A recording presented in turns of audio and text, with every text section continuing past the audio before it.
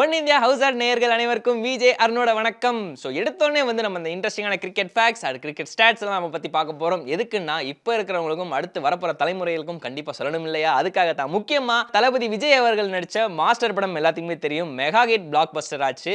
முக்கியமாக வந்து சொல்ல போனோம்னா இந்த மாஸ்டர் அப்படின்ற ஒரு டைட்டில் வந்து நம்ம மண்ணின் மைந்தன் அவர்களுக்கு சூப்பராக சூட் ஆகும்னு நினைக்கிறேன். ரவிச்சந்திரன் அஸ்வின் அவர்கள் ஸ்பின் மாஸ்டர்னு செல்லமாக அழைக்கப்படுறவர் தான் நம்ம மண்ணின் மைந்தன் அவர்கள். ஸோ இந்தியாவுக்காக 14வது பிளேயராக ரெப்ரசென்ட் பண்ணி டெஸ்ட் மேட்ச் ஆட போறாரு. அதுவும் 100வது டெஸ்ட் மேட்சாக ஆட போறாரு. முக்கியமாக சொல்ல போனோம்னா 3 பேர் ஸ்பின்னருங்க. அதில் யார் யாருன்னு பார்த்தீங்கன்னா அனில் கும்ளே அவர்கள் அண்ட் ஹர்பஜன் சிங் அவர்கள், 3வது நம்ம ரவிச்சந்திரன் அஸ்வின் அவர்கள். இன்னும் சூப்பராக சொல்லணும்னா ஒரு இண்டிவிஜுவல் ஸ்டாட்ஸ் ஒன்று இருக்குங்க.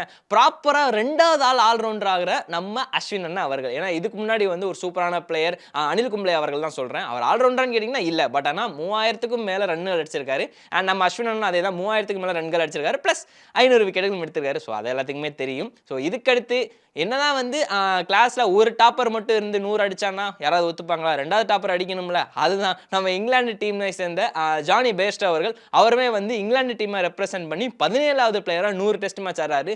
யாருப்பா அந்த அதிகமாக டெஸ்ட் மேட்ச் ஆனது இங்கிலாந்துக்காக அப்படின்னு கேட்டிங்கன்னா தாராளமாக எல்லாத்துக்குமே அந்த பதில் தெரியும். நன் அதர் தென் இங்கிலாந்தோட கோட், டெஸ்ட் மேட்ச் கோட் அப்படின்னு சொல்லி அழைக்கப்படுறதா ஜேம்ஸ் ஆண்டர்சன் அவர்கள் 180 டெஸ்ட் மேட்ச் மேலே ஆட்டாரு. இன்னும் ஒரு சின்ன போஸ்ட் கூட ஒன்று பார்த்தேன்.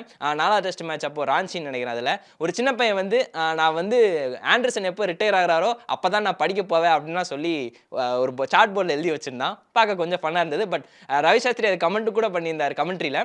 தம்பி நடக்காது, நீ அப்போ போகவே மாட்டா அப்படின்னு சொல்கிற மாதிரி ஜோக் பண்ணியிருந்தார். பட் ஆயிரம் தான் அப்படி இருந்தாலும் இங்கிலாண்டை ரெப்ரசென்ட் பண்ணி 180க்கும் மேலே டெஸ்ட் மேட்ச் ஆடுறதுன்றது, அதுவும் 40+ ஏஜ், இன்னும் ஃபிட்டாக இருக்கார் மனுஷன். சொல்லவே தேவையில்லைங்க, கோட்டு தாங்க.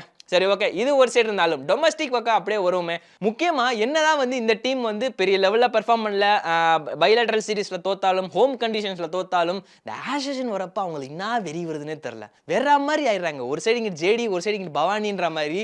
இங்கிட்ட எவ்வளோ பேர் வந்தாலும் என்ன, இங்கிட்ட பவானி ஒரு ஆள் போதுன்ற மாதிரி தான் இருக்குது. அந்த டங் அப்படின்ற ஒரு பிஜிஎம் போகணும். இவங்களுக்கு இன்னும் இவங்களை செல்லமாக அழைக்கப்படுறது என்னன்னா மைட்டி ஆசிஸ் அப்படின்ற ஒரு சூப்பரான ஒரு பேருங்க.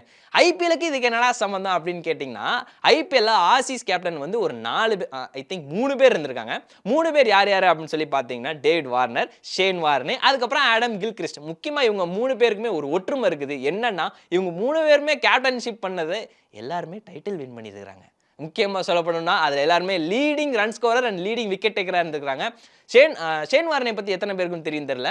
முக்கியமாக அவர் வந்து ரன்னு கம்மியாக அடித்தாலும் விக்கெட் டேக்கரில் வந்து 2வது பொசிஷன், அதாவது லீடிங் விக்கெட் டேக்கரில் 15+ விக்கெட்டுன்னு நினைக்கிறேன். அண்ட் அடுத்து வந்து முக்கியமாக சொல்லப்படணும்னா டேவிட் வார்னர் அவர்கள் 846 ரன்னுங்க. அந்த சீசன் தான் கோலி வந்து 975 அந்த ஹையஸ்ட் பீக் கோலியை நம்ம பார்த்தோம். கோலின்றது ஒரு பீஸ்ட் அப்படின்ற ஒரு உருவம் அங்கே தான் தெரிஞ்சது 2016. அதுக்கடுத்து நம்ம டேவிட் வார்னர் அவர்கள் 16 மேட்ச் விளையாடி 846 ரன்கள் அடிச்சிருக்காரு. முக்கியமாக ஹையஸ்ட் ஸ்கோர் 93. ஸோ ஓகே, 3வது ஆள் யாரு அப்படின்னு சொல்லி பார்த்தீங்கன்னா கில்லி அப்படின்னு செல்லமாக அழைக்கப்படுறது நம்ம ஆடம் கில்கிறிஸ்ட் அவர்கள். ஸோ அவருமே வந்து 2009 செகண்ட் லீடிங் ரன் ஸ்கோரராக ஆரஞ்ச் கேப்ல இருந்திருக்காரு, 459 ரன்கள். ஸோ இவங்க 3 பேர் வரிசையில் 4வதா எஸ்ஆர்ஹெச் கேப்டன் வந்து கம்மின்ஸ் தான்ப்பா. இப்போ வரைக்குமே வந்து பேட் கம்மின்ஸ் கிட்ட ஒரு சூப்பரான ஒரு ஹிஸ்ட்ரி லைனப் இருக்குதுங்க. என்ன காரணம் அப்படின்னா 2023 ஆரம்பத்திலேருந்து மனுஷன் தொட்டதெல்லாம் பொண்ணு தூளு என்னென்னமோ டைலாக் சொல்லலாம். ஏன்னா 2023 ஆரம்பத்தில் வந்து வேர்ல்ட் டெஸ்ட் சாம்பியன்ஷிப் வின் பண்ணாருங்க. ஓகே, ஆஷஸ் அதே ரீட்டைன் பண்ணாருங்க. என்னதான் வந்து இந்தியா கிட்ட பைலேட்டரல் சீரீஸில் மொக்கா வாங்கியிருந்தாலும், லீக் ஸ்டேஜஸ்ல மொக்கா வாங்கியிருந்தாலும் சொல்றது கஷ்டமாக தான் இருக்குது. இருந்தாலும் எனக்கு வேற வழி தெரியல ஆத்தா அப்படின்ற மாதிரி தான். உலகக்கோப்பை ஃபைனலில் வந்து இந்தியா தோற்று போயிட்டாங்க. ஸோ அதுக்கும் காரணம் பேட் கமின்ஸோட லீடர்ஷிப் அப்படின்னு சொல்லலாம். ஐபிஎல்ல செகண்ட் ஹையஸ்ட் பிட்டிங் ரேட்டுங்க. என்னதான் வந்து ஸ்டாருக்கு வந்து அடுத்து ஓவர்டேக் பண்ணி 25 கோடிக்கு மேலே போனாலும் எல்லார் வாயும் புழக்க வச்ச பேட் கமின்ஸ் அவர்கள் 20+ கோடிக்கும் மேலே போயிருக்கிறாரு. அது எல்லாருக்குமே தெரிஞ்ச ஒரு மிகப்பெரிய உண்மை.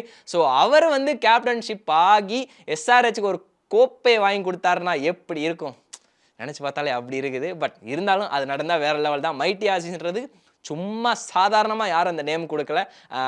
பரம்பரையாக அவங்க பிளட்லேயே வந்து தம்பியெல்லாம் நீங்கள் எங்கே போனாலும் வெற்றி வெற்றி அப்படின்னு தான் ஒரு மிகப்பெரிய ஒரு வார்த்தையை சொல்லி ஊட்டி வளர்த்துருக்காங்க போல.